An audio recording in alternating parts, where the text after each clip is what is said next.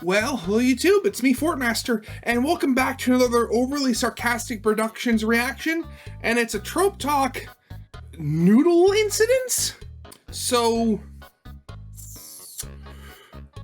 when it comes to these Trope Talks, if I don't already know at least something about the trope, I at least usually have like a broad guess. Like going back to like the tone armor episode and stuff like that, but noodle incidents, I have no, I literally have no idea, and the description really doesn't help either. First rule of the noodle incident is to not explain the noodle incident. Yeah, once again, the description offers absolutely no help here.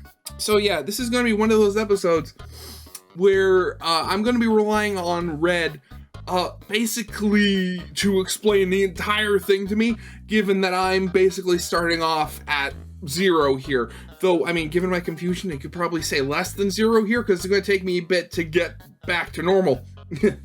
Yeah, so of course, as always, original videos linked in the description if you haven't seen it yet for some reason.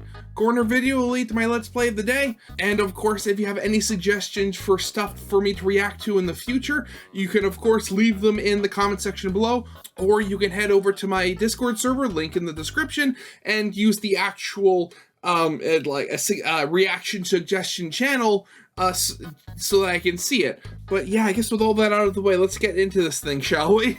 This video was sponsored by Campfire. No relation to the s'mores incident.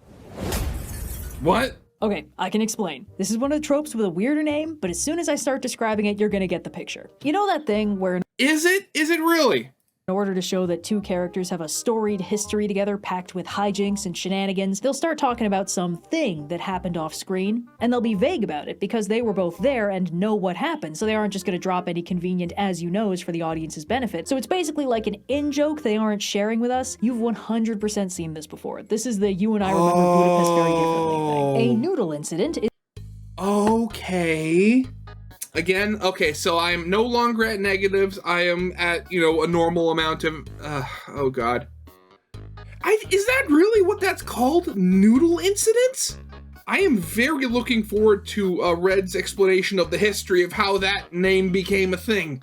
Is a wacky hijink that the characters reference but do not explain, and often if pressed for explanation, they get defensive or change the subject so the mystery is preserved. A noodle incident might even become a running gag if enough characters bring it up, but it'll always be through hints and tidbits, usually focused on the characters' emotional reactions and not the specific events they're reacting to. In general, all we know about the noodle incident is how the characters feel about it and one or two pertinent details about the most relevant nouns in the key event. This trope is very widespread, and it's an interesting little nugget because it's storytelling by way of implication. And on paper, it feels a little bit wrong or empty to have a character hint at some exciting past adventure and then not show it. It's a joke that implies a punchline rather than having a punchline. And I've previously complained about stories that imply they're doing something exciting or clever and then fail to live up to it, like implying they've plotted out some grand and complicated mystery that ends up not having a grand resolution. And when laid out in the broadest strokes, this feels like another case of that. But it isn't, because in this case, the fact that the noodle incident is never explained is the entire point of the bit. The trope is called the noodle incident because of a running gag in Calvin and Hobbes, where it is repeatedly implied that Calvin did something horrible involving noodles that had the potential to get him put on Santa's naughty list. Bill Watterson decided against ever explaining what the noodle incident was because nothing he came up with would be funnier than what the audience imagined. This principle of comedy is basically the funny haha version of the horror movie principle of not showing the monster. The terror the audience imagines from the tiny hints of danger and the overwhelming power of the unknown is always scarier than whatever the special effects department could rustle up. And the noodle incident is the comedy invocation of this same idea. The line between comedy and horror is thinner than either genre would like it to be, and this means that if a writer plants the right set of hints, they can cue the audience into entertaining themselves by contemplating the implications of what the story is hiding from them. In the case of horror, the hints are danger and fear, unexplained noises, movement in dark corners, threats in places you thought were safe. In comedy, the hints are absurdities. The phrase the noodle incident tells you nothing except that it was an incident that involved noodles. We could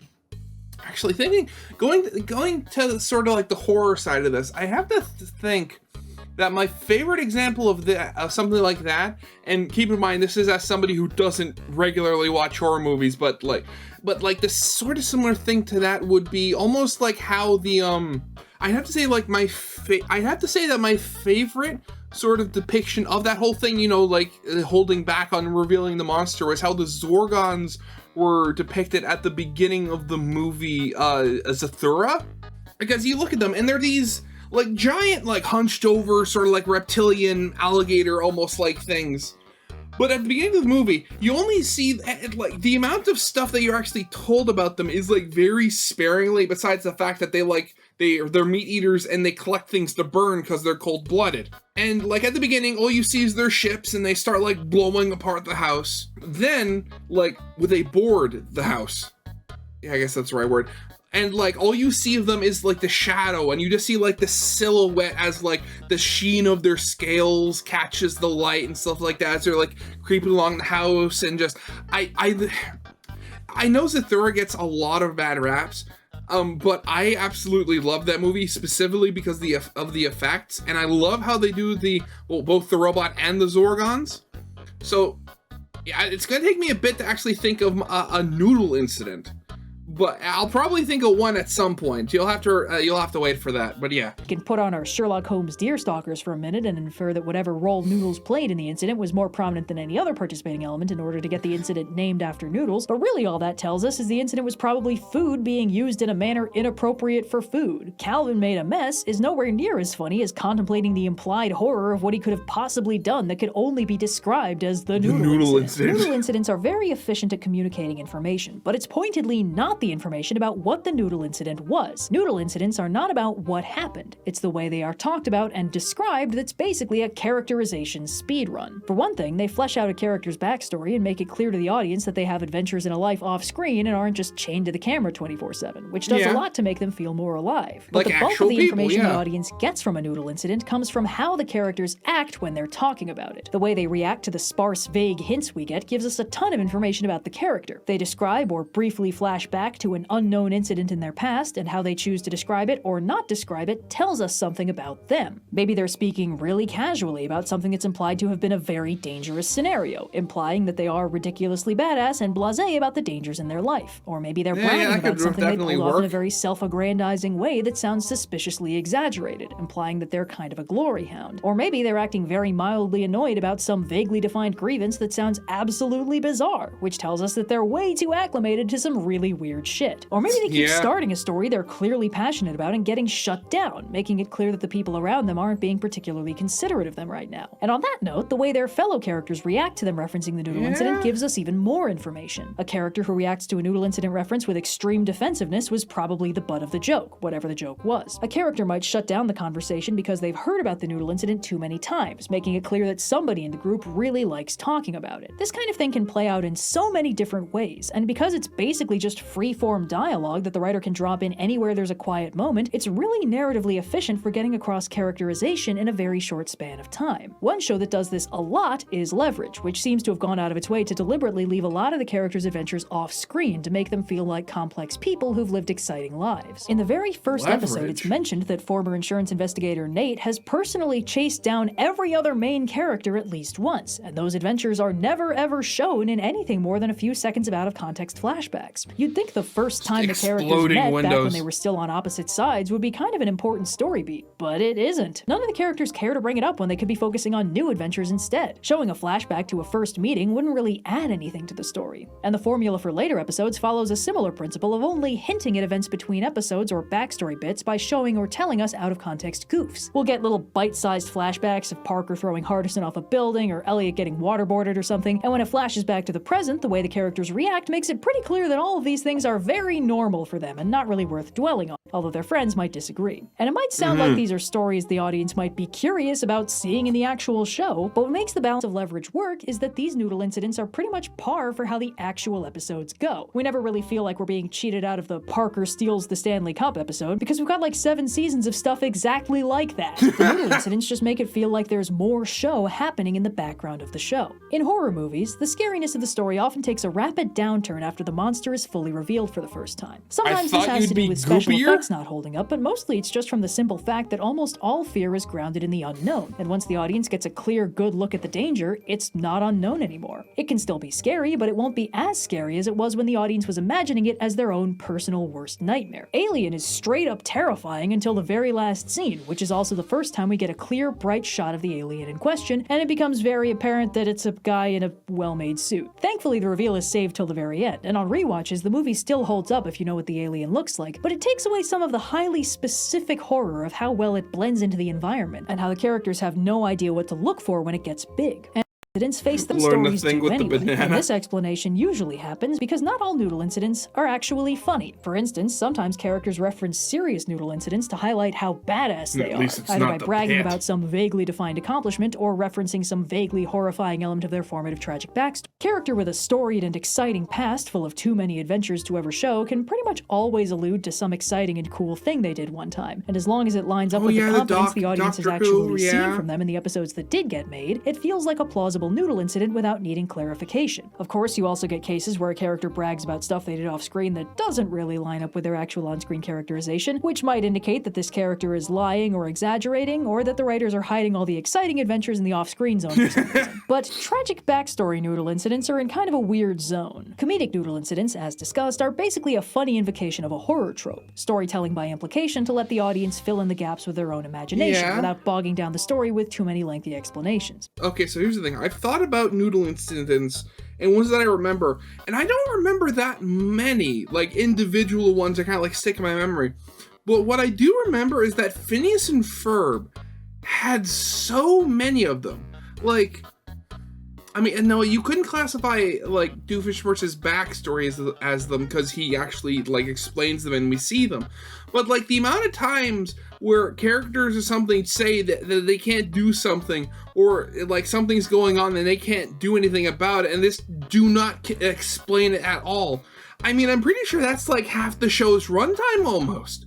Fact, since a lot of comedy is built on characters being distressed, a comedic noodle incident might be played for laughs, but actually be describing an event that sounds unpleasant at best and horrific at worst. And if Yeah. a writer takes those implications and plays them straight, they get tragic noodle incidents, which invert the horror to comedy inversion and loop back around to just being horror tropes. If a character briefly and vaguely alludes to something they went through that sounds tragic or nightmarish, it serves the same purpose as a typical noodle incident, providing a highly dense chunk of characterization just through the way the character refers to the event without ever having to specify what went down. And it signals to the audience how this character feels about their backstory and how much they want to share. For instance, in typical noodle incident fashion, if they never clarify or they shut down follow-up questions, it might indicate that this slice of backstory is, rather reasonably, a sore spot they don't want to talk about.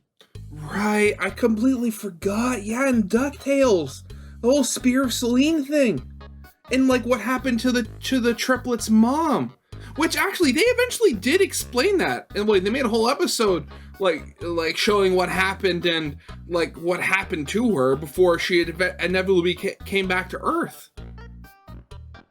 Yeah, I completely forgot about that. God, I have to go back and watch that show again. That was so good. To talk about too much. But unlike a typical comedic noodle incident, these more serious teases of emotionally nuanced backstory elements might actually invite a clear explanation. A dark or upsetting element of somebody's backstory could potentially be important and require that the character actually tell the audience what specifically happened. Sometimes Yeah, these which reveals they even did. reframe a noodle incident that previously seemed lighthearted and comedic by revealing that the vagueness of the references to it were concealing the real emotional weight of what went down. If a noodle incident is hiding an actual plot-relevant event, it kind of has to eventually get cracked open and explained. But this is pretty rare. Most noodle incidents are jokes that don't need to be explained, and like all jokes, would be less funny if they were explained. This actually segues into an interesting tangential principle that applies to a lot of stories, which I like to call, fans don't actually know what they want from their stories. The entire Yeah, of core course. principle of a noodle incident is that it gives the audience just enough information for them to speculate and extrapolate what might have happened. Whether that extrapolation is in the dimension of comedy or horror depends on the planting and how the characters frame it. By its very nature, a noodle incident piques the audience's interest and makes them wonder what happened. But foundational in the trope is the simple fact that the audience's loose speculation is more entertaining for them than a clear explanation would be. Essentially, Yeah. this trope entertains an audience by making them wonder what happened. But if the audience then asks the storyteller what really happened and the story decides to tell them, the wave function collapses into certainty and all that Tried fun to speculation and comedic vagueness goes away. The noodle incident just becomes a little flashback within the story. And this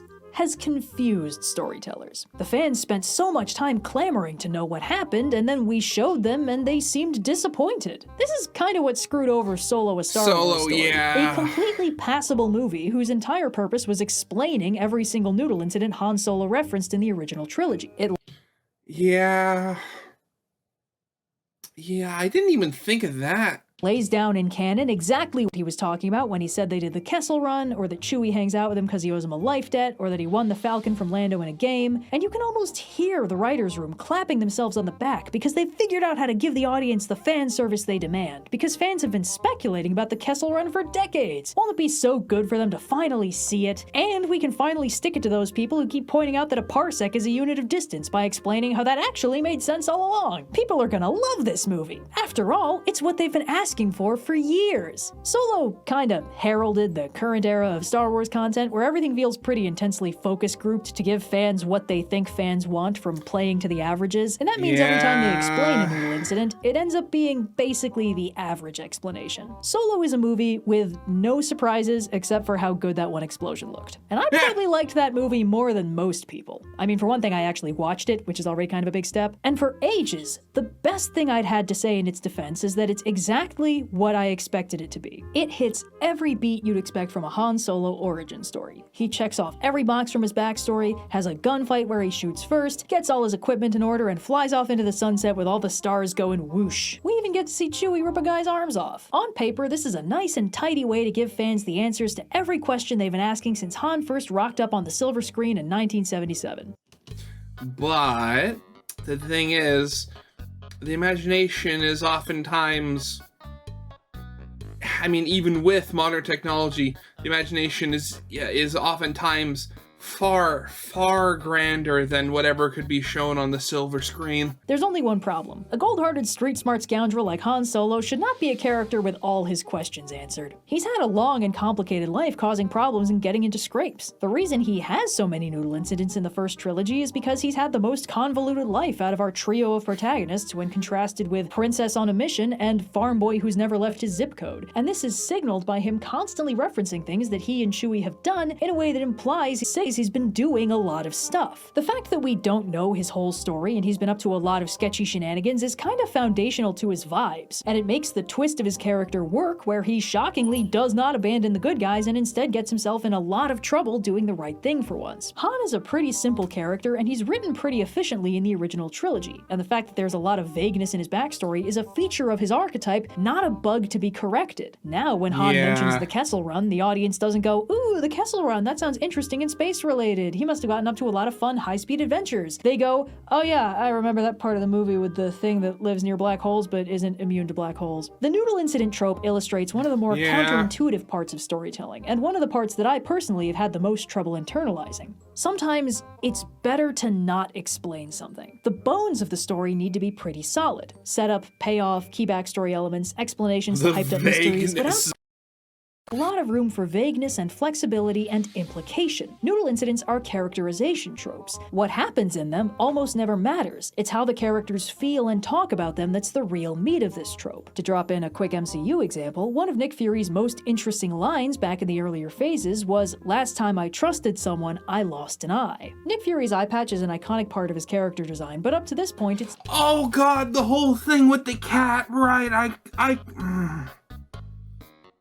I had successfully completely forgotten about that. And oh god.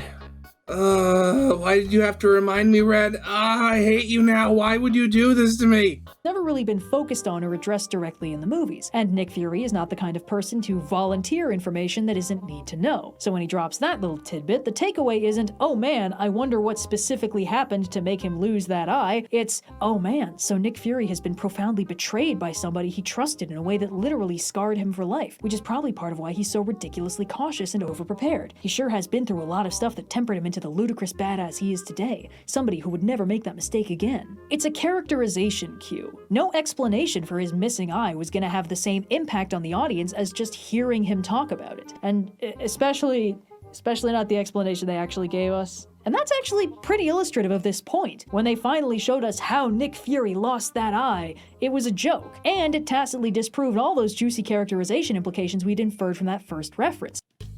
again, like that.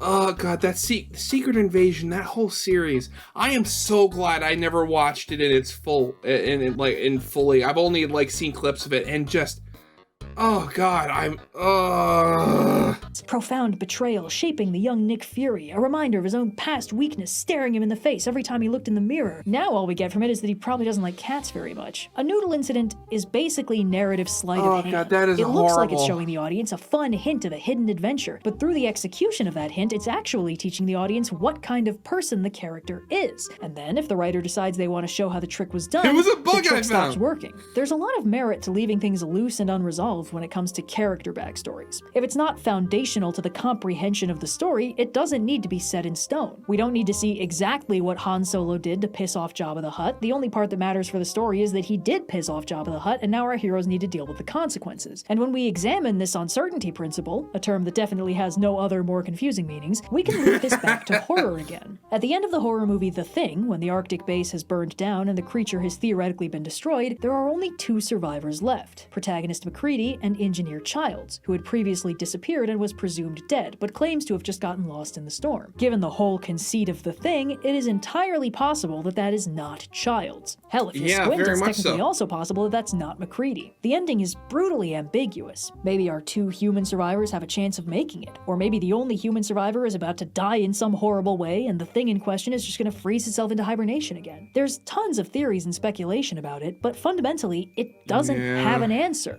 That's what makes it work. No explanation would be as effective as the impact of not having an explanation. I do feel the need to go off script and clarify just a little bit that it takes work to create a story wherein no explanation would be as satisfying as the impact of not having an explanation. Because this is like the root of that mystery box form of storytelling that I think is absolute bullshit, because it's like, if you're telling a mystery, the entire point of the story is the resolution of the mystery. That is pointedly not a case where a lack of explanation is more impactful than an explanation. If it's a mystery, we want to see it solved. Okay, that's it. I'm done. We're good. Bye. So yeah. Yeah, so, oh geez, again, when you actually think about it, it's really funny how you can have such like a trope that can be so foundational to character development be called the Noodle incident. Oh, that's so weird. But as I was watching this, I did remember two other like Noodle incident things that I did really like, and they're kind of on different ends of the spectrum. So in the remake that Nintendo made of Advanced Wars 1 and 2, the Advanced Wars 1 plus 2 reboot camp thing, so Clone Andy, he's a clone of one of the COs you can play as, Andy, and all the COs there, as part of like it's sort of their thing. They all, if you go to like their like character pages, it'll show like a hits and a miss page, you know, stuff that they like and stuff that they don't like. On Clone Andy's page, it specifically says his hits are whatever Andy likes, and his misses are ladybugs, bracket, they're scary, close bracket. And like, what happened with this clone in Ladybugs that he hates ladybugs? That's just really weird. The second one kind of goes to one of the games I liked more was BioShock Infinite, and Booker DeWitt. So as you go through the game, it's revealed that Booker DeWitt used to work for the Pinkertons, but he was eventually fired for, what was it, behavior beyond acceptable bounds or something like that. And you have to think, for all the stuff that the Pinkertons have been in, you know, like for example, like union busting, like crushing protests, you know, all that sort of stuff. What was it that DeWitt did that would be out of bounds for the Pinkertons? Like, that's a bit freaky. But yeah, again, no idea that this trope was even called Noodle Incident. That was really weird and really funny. But yeah, that's going to be it for now. So of course, as always, original video is linked in the description if you haven't seen it for some reason. Corner video will lead to my Let's Play of the day. And if you like this video, give it a like, subscribe if you have not, and I'll see you guys next time. Goodbye.